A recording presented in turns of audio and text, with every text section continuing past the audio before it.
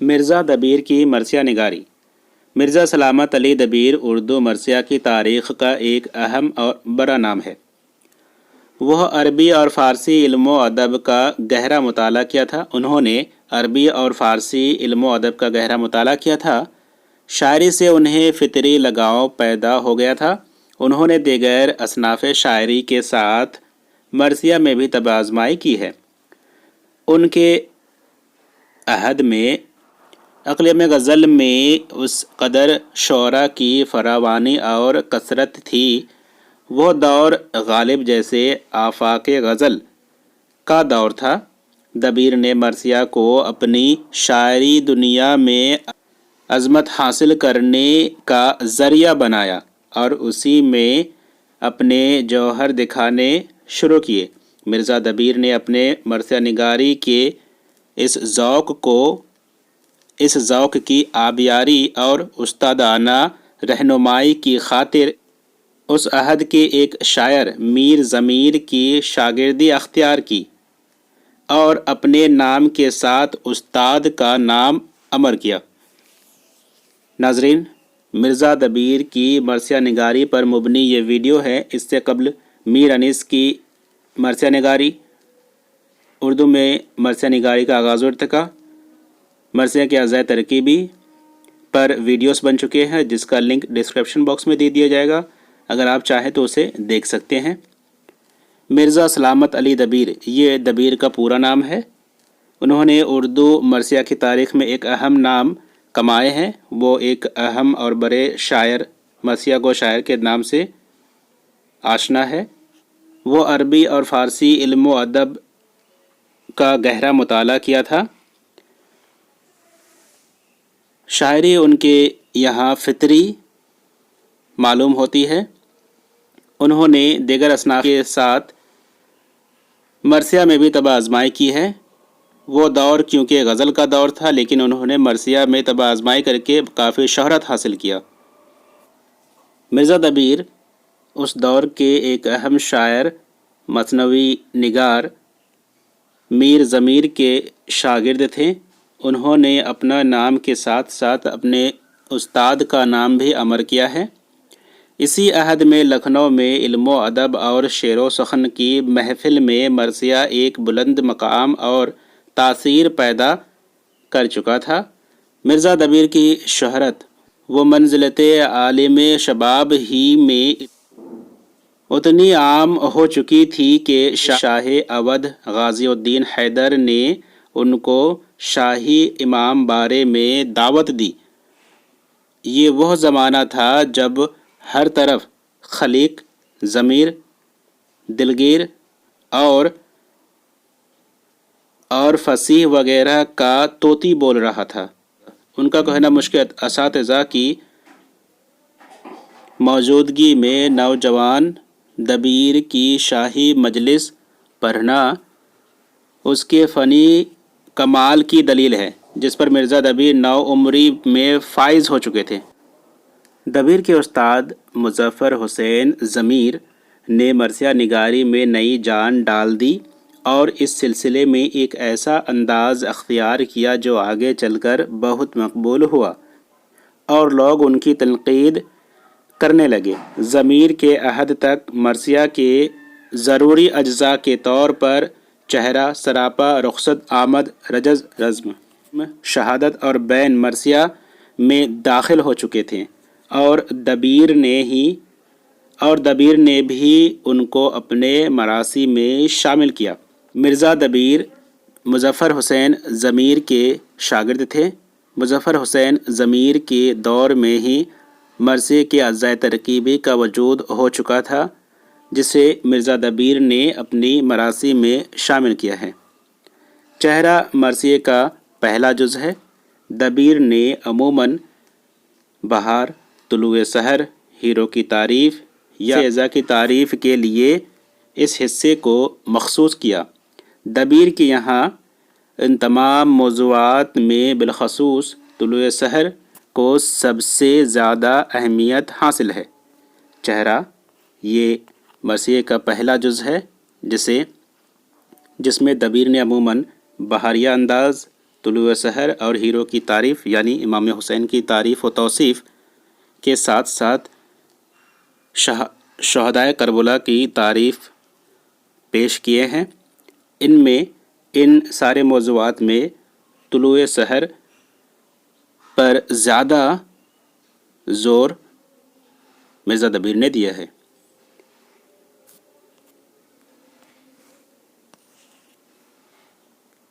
سراپا مرثیے کا وہ جز ہے جس میں مرثیہ نگار اہل بیت کا سراپا کھینچتے ہیں، ان کی حسن و خوبصورتی بیان کر کے ان کی توصیف بیان کرتے ہیں۔ دبیر نے بھی اس جز پر زور قلم صرف کیا ہے اور بہت ہی نادر سراپے تخلیق کیے۔ امام حسین کا سراپا دبیر نے ان الفاظ میں بیان کیا ہے کہ ہر قاری متاثر ہو جاتا ہے۔ یہ بند مثال کے طور پر ملاحظہ فرمائے۔ سراپا قصیدے کا ایک اہم جز ہے جس میں مرثیہ نگار اہل بیت کا سراپا کھینچتے ہیں۔ یہ خوبی مرزا دبیر کو بھی حاصل ہے۔ انہوں نے اہل بیت کی حسن اور خوبصورتی کو اور ان کی تعریف و توصیف بیان کر کے سراپے کو چار چاند بخشا ہے۔ مرثیے کے اہم جز سراپے کو چار چاند بخشا ہے۔ انہوں نے نادر سراپے تخلیق بھی کیے ہیں۔ امام حسین کا سراپا دبیر نے ان الفاظ میں بیان کیا ہے۔ یہ اشعار دیکھیے۔ کیا غلغلہ اب روئے پیوستہ اٹھے ہیں، تعریف کو مداح کمر بستہ اٹھے ہیں، ہاتھوں میں لیے ظلم کا گلدستہ اٹھے ہیں، میزاں کی طرح مصرعِ برجستہ اٹھے ہیں، ابرو کا رخ صاف میں پرتو نظر آیا، خورشید کا پہلو میں مہ نو نظر آیا۔ مرثیے میں رخصت کا مقام اس وقت آتا ہے جب طرفدارین حسین یا اصحاب اہل بیت میں سے کوئی میدان جنگ میں جانے کی اجازت طلب کرتا ہے۔ اس جز کو دبیر نے سلیقے سے برتا ہے۔ انہوں نے اس کو پیش کرنے میں تاریخی حقیقت سے زیادہ آفاقی اصلیت سے کام لیا ہے۔ مرزا دبیر کے مرثیوں میں آمد کی تمام خصوصیات پائی جاتی ہے۔ دبیر نے اپنی تخیلی قوتوں کا بخوبی استعمال کیا ہے۔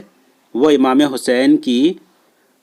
حسین کی میدان جنگ میں آمد کو اس طرح دلگیری انداز میں بیان کرتے ہیں کہ قاری کو جوش آ جاتا ہے اور قاری اپنے آپ کو امام حسین کی جگہ ہونا پسند کرتے ہیں، ہونا چاہتے ہیں۔ یہ بند دیکھیے جس میں امام حسین کی میدان میں آمد کا وہ یوں بیان کرتے ہیں کہ اشعار دیکھیے۔ کس شیر کی آمد ہے کہ رن کانپ رہا ہے، رن ایک طرف چرخ کہن کانپ رہا ہے، رستم کا بدن زیر کفن کانپ رہا ہے، ہر قصر سلاطین زمن کانپ رہا ہے، شمشیر بکف دیکھ کے حیدر کے پسر کو، جبرائیل لرزتے ہیں سمیٹتے ہوئے پر کو۔ مرزا دبیر کو رخصت اور آمد یہ دونوں مرثیے کے جز کو برتنے میں کافی مہارت حاصل ہے۔ انہوں نے تاریخی حقیقت سے زیادہ آفاقی اصلیت سے کام لیتے ہوئے رخصت یعنی مرثیے کے ایک اہم جز کو سلیقے وار طریقے سے اپنے مراثی میں پیش کیا ہے۔ آمد یہ بھی ایک مرثیے کا اہم جز ہے جس میں مرزا دبیر نے اپنی تخیلی قوتوں کا بخوبی مظاہرہ کیا ہے اور امام حسین کی آمد کو اس طرح پیش کرتے ہیں کہ قاری اسے پڑھ کر اپنے ذہن میں وہ تاثر لاتا ہے کہ جیسے وہ چاہتا ہو کہ امام حسین کی جگہ قاری اپنے آپ کو وہاں ہونا پسند کرتا ہے۔ ان اشعار سے وہ جوش، وہ جذبہ ہر قاری کو حاصل ہوتا ہے جسے مرزا دبیر نے آمد یعنی قصیدے کا ایک اہم جز میں پیش کیا ہے۔ دبیر کی شاعری رزمیہ شاعری ہے۔ اس کی مرثیہ نگاری میں رزم کا عنصر ایک اہم رول ادا کرتی ہے۔ ان کے مرثیوں میں رزم کی تیاری کا آغاز طلوع سحر کے ساتھ ہوتا ہے، جس کے بعد فوجوں کی صف بندی ہوتی ہے، پھر جنگ کا آغاز ہوتا ہے۔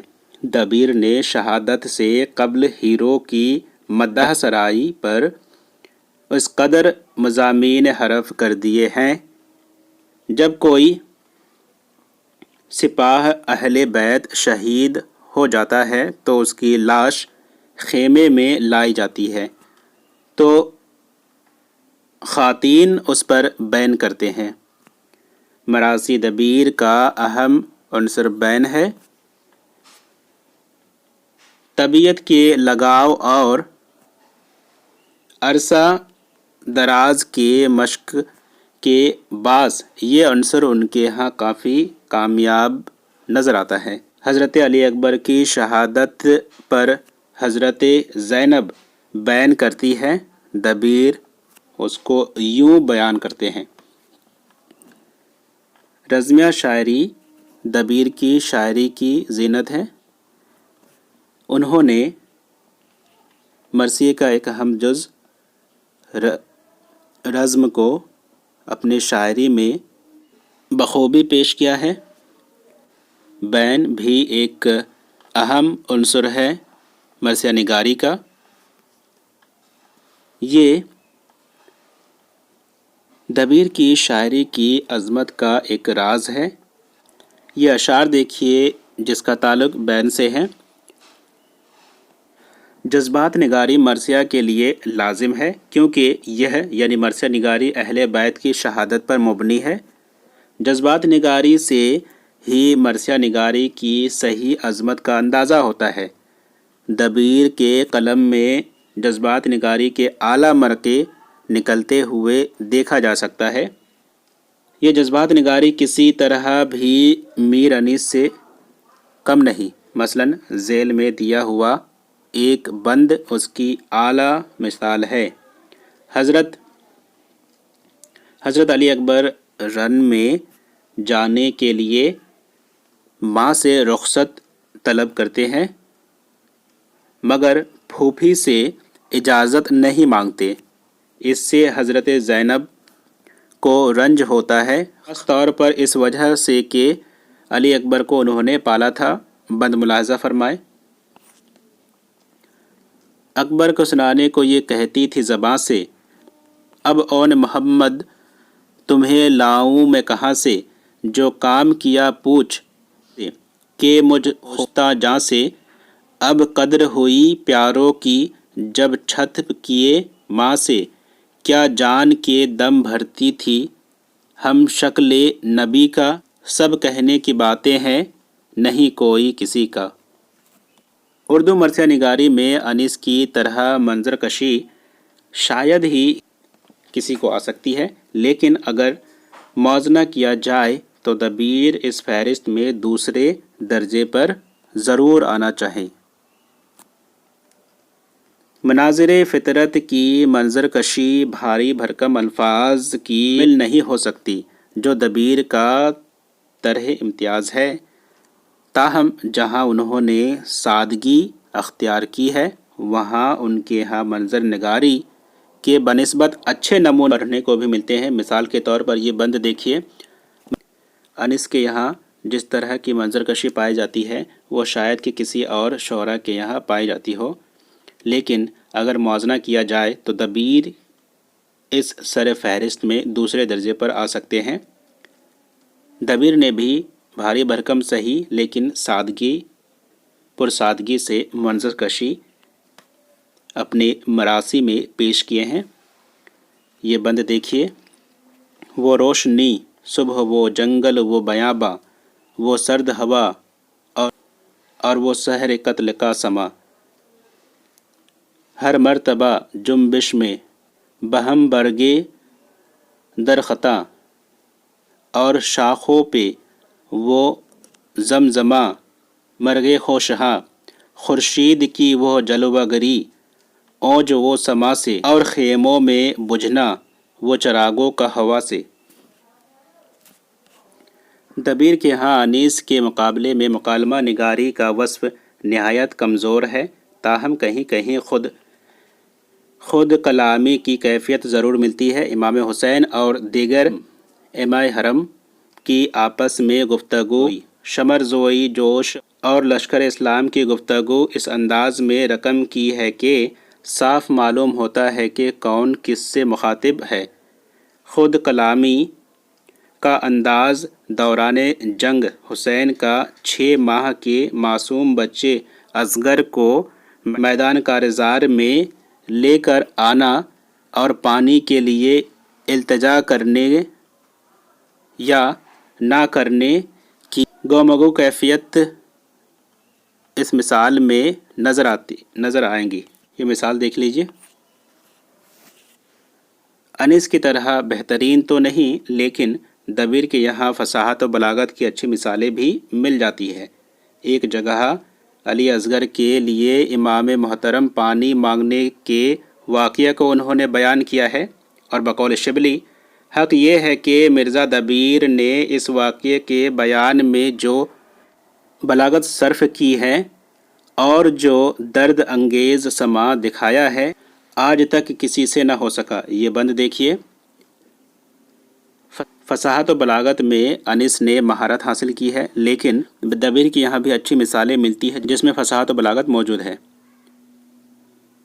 شبلی نعمانی نے ان کی فصاحت و بلاغت پر تعریف کیا ہے اور یہ بھی کہا ہے کہ مرزا دبیر کی مراثی میں فصاحت و بلاغت کی وہ مثالیں ملتی ہے جو آج تک کسی سے نہیں نکل سکا، اس طرح کی مثالیں۔ یہ بند دیکھیے۔ پہنچے قریب فوج تو گھبرا کے رہ گئے، چاہا کرے سوال پر شرما کے رہ گئے، وط سے رنگ فق ہوا تھرا کی رہ گئے، چادرے پسر کے چہرے سے سرکا کے رہ گئے، آنکھیں جھکا کے بول کے یہ ہم کو لائے ہیں، اصغر تمہارے پاس غرض لے کے آئے ہیں۔ مرزا دبیر کی یہی کمال ہے کہ خیال آفرینی، دق پسندی، جدت، استعارات، اختراع، تشبیہات، شاعرانہ استدلال میں وہ اپنا جواب نہیں رکھتے۔ یہ بات صحیح ہے کہ وہ اکثر زور طبع کو سنبھال نہیں سکتے اور اس وجہ سے کبھی کبھی تاقید و اغراق پیدا ہو جاتا ہے، مگر ان کا کلام فصیح و بلیغ نہایت بلند مرتبہ ہو گیا ہے۔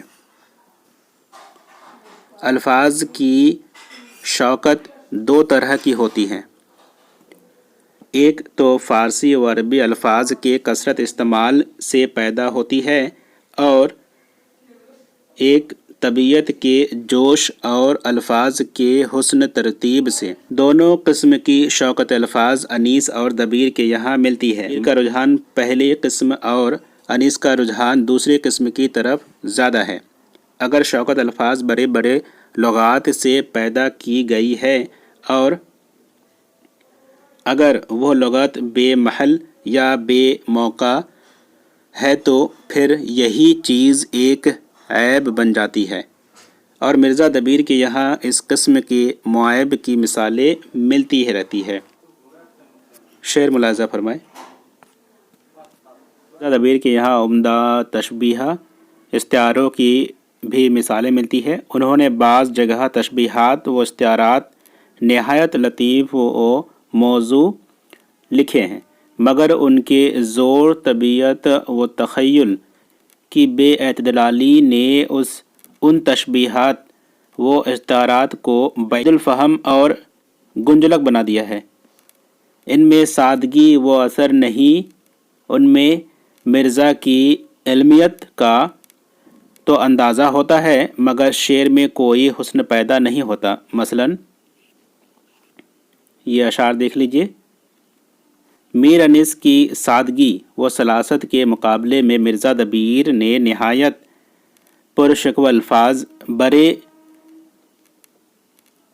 دبدبے سے استعمال کیے ہیں۔ رزمیہ کے لیے اس قسم کی زبان ہی زیادہ مناسب تھی۔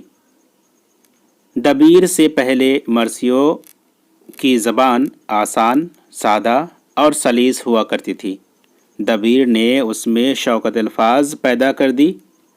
حضرت امام حسین کی میدان جنگ میں آمد کا حال کچھ یوں بیان کرتے ہیں، اشعار دیکھ لیجئے، یہ بند دیکھیے۔ کس شیر کی آمد ہے کہ رن کانپ رہا ہے، رن ایک طرف چرخے کہن کانپ رہا ہے، رستم کا بدن زیر کفن کانپ رہا ہے، ہر قصر سلاطین زمن کانپ رہا ہے، شمشیر بکف دیکھ کے حیدر کی پسر کو، جبرائیل لرزتے ہیں سمٹتے ہوئے پر کو۔ المختصر دبیر کی مراثی کا خاص جوہر تشبیہات و استعارات ہے۔ ان کا کلام خیال آفرینی، دقت پسندی، جدت پسندی، جدت بیان، شاعرانہ استدلال اور شدت مبالغہ میں لاجواب ہے۔ مرزا دبیر بیان کی صفائی، بندش کی چستی اور مناظر قدرت کی صحیح تصویر کشی میں انیس کے مقابلے میں نہ جم سکیں۔ آیات قرآنی کو نظر کرنے اور ان کے مفہوم کی وضاحت کرنے میں اپنی مثال آپ ہے۔ دبیر اپنے مرثیوں میں کوشش کرتے ہیں کہ اپنے قاری کو الفاظ کی شان و شوکت، علمی قابلیت، تشبیہات، استعارات کی جدت و ندرت سے مرعوب کریں۔ ان کی اس خصوصیت کی وجہ سے مرثیوں میں قصیدے کا شان و شوکت پیدا ہو گیا ہے۔ یہی وجہ ہے کہ ان کے مرثیے بجائے دل پر اثر کرنے کے دماغ کو متاثر کرتے ہیں۔ ناظرین، یہ تھی ویڈیو مرزا دبیر کی مرثیہ نگاری پر۔ اگر یہ ویڈیو آپ کے لیے کارآمد ثابت ہو تو اسے لائک کیجیے اور ضرورت مندوں تک شیئر کیجیے۔